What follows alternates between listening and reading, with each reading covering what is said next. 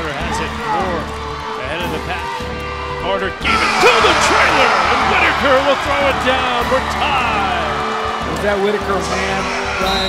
Is he a man? Well, what a steal.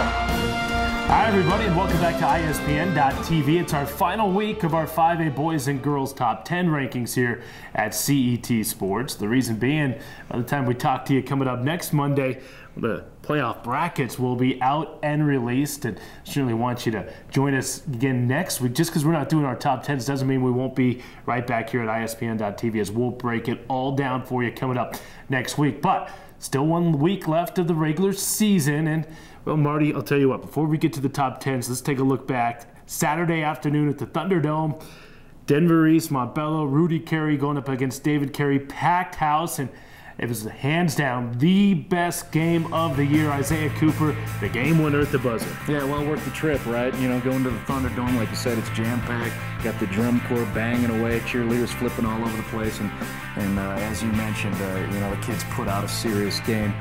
East, surprisingly, front court doing a great job against the big guys from Montbello, and then you know, Aslan Williams had a good time shooting from the outside for Montbello, kind of bringing back even close in the second half, and then Isaiah Cooper scores the last 8 points, including a three-pointer to get him within 2. East scores a 2 to get ahead, and then Cooper a leaner in traffic, 2 guys on him at the buzzer. Bello wins. You know, I'll tell you what, from where we were sitting there at courtside, it was tough to tell whether or not that was a 3, was his foot on the line, did he get it off in time? But after we went back and took a look at all of our film, I think it was a legitimate 3, and he got it off in time. So, hey, congratulations to Montbello. When you talk about high school basketball and the type of atmospheres you want to be associated with, it had it all down at the Thunderdome on Saturday afternoon. Okay, well, with that, that means Denver East probably not going to get into our top 10. We were thinking about getting East back in there, although they're still going to be very, very dangerous come the state tournament. I don't think anybody wants to run into a 15-7 Denver East team that's probably not going to have as high of a seed as it usually has, but that means Montbello will stay put. So, without further ado, let's get you right to the top 10s. Regis still on top. Obviously, they're the team to beat. We've talked about that for weeks. There's Rampart at 20-1. Montbello, that big last-second shot. Fountain, Fort Carson, and then Fort Collins. So our top 5 stays the same there. Rampart and Fountain Fort Carson will hook up later on this week, and Fountain Fort Carson will be looking for a share of the Colorado Springs Metro League title. And we got a chance to see the Trojans, Fountain Fort Carson, take on Palmer. Did a great job against them. Chris Davis is so good from the outside and the perimeter, and then I love Martin Thomas down the middle there. Trojans are a real good squad. I'll have to see what they do against Rampart. Like I said, they take on number 2 Rams coming up. St. Clair's got that deep team, and I love watching them too. So that'll be a good clash in the Colorado Springs Metro. So there was no change 1 through 5, a little bit of change 6 through 10 as we take another look at the 5A boys top 10. At Arapahoe, we saw them this week against Eagle Crest. They had a terrible first half, but came back in the second half. We'll talk about that in a second, but well, there you see Palmer has dropped out. Highlands Ranch, Bob Caton's Falcons right back in our top 10, deservedly so at 17-4. But we saw Arapahoe for the first time this year. What were some of your thoughts? Well, they came out passively, and you remember Tim Billingsley, who ended up being our player of the game. You know, he kind of mentioned that they went against an Eagle Crest squad that, you know, doesn't have a lot of victories this season, but they seem to have a little something, a little knack for giving Arapahoe a hard time.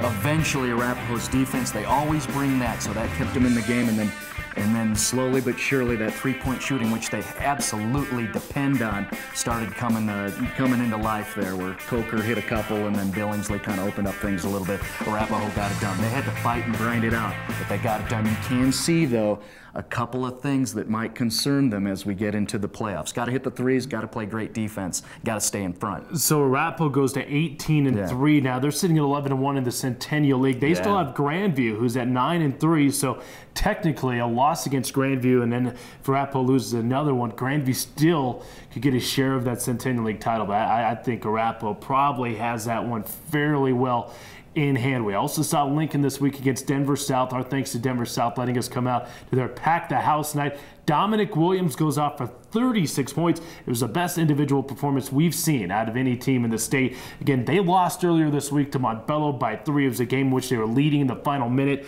Despite the fact that they lost this week, we kept Vince Valdez and those Lincoln Lancers in our top 10. We still think they're one of the 10 best teams in the state of Colorado. Okay, from Lincoln and the 5A boys, let's go to the 5A girls. And again, not much change, but there was just a little bit of movement. Highlands Ranch, they remain number 1, and that is an undisputed number 1 ranking at this point. I would think Legacy might dispute that a little bit, I guess.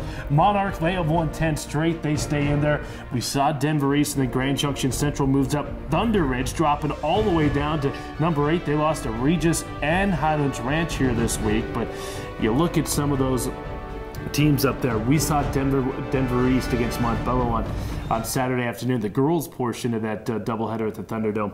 Your thoughts on East? They look pretty good to me. Obviously, Shea Kelly gets a lot of the pub, the notoriety, but there's some other really solid players on that team. Yeah, you talk about Shea Kelly, who's a big girl, but she can move around anywhere on the floor. She's going to be a great weapon for McConnell Miller up there at CU, but they've also got some other great weapons, too, on that East Angels squad. You talk about Samantha Sanders, the point guard. Actually, Coach says, you know, hey, they're the reason, or she is the reason why we're doing so well in the DPL and probably going to be a pretty tough out in the playoffs. Sanders runs a point. She's very emotional, very dramatic and animated the way she runs things. She's the boss up front, and she's doing pretty well in that backcourt. And then also Deidre Smith, another big girl, a great compliment to Shea Kelly. They're dangerous, those Angels. Yeah, the Angels have now won 10 consecutive games. They are going to win the DPL.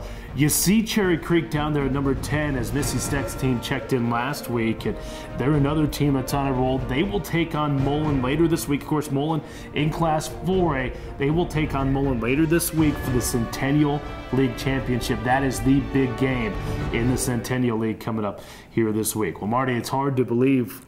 Here we go. We have one final week of the regular season, then we're going to get the brackets of 48 coming up next Sunday. And, of course, CET Sports, your home for the 4A and 5A state championship games of both boys and the girls. We'll have a lot of other playoff coverage as well. For Marty Cesario, I'm Brian Roth. Thanks for tuning in to ISPN.TV, and we'll see you next week when the playoffs start. Inbounds, Cooper. Lip fake, gonna fire it up. It's good!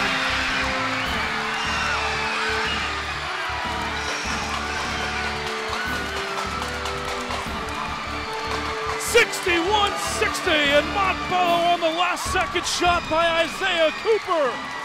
They have knocked off Denver East.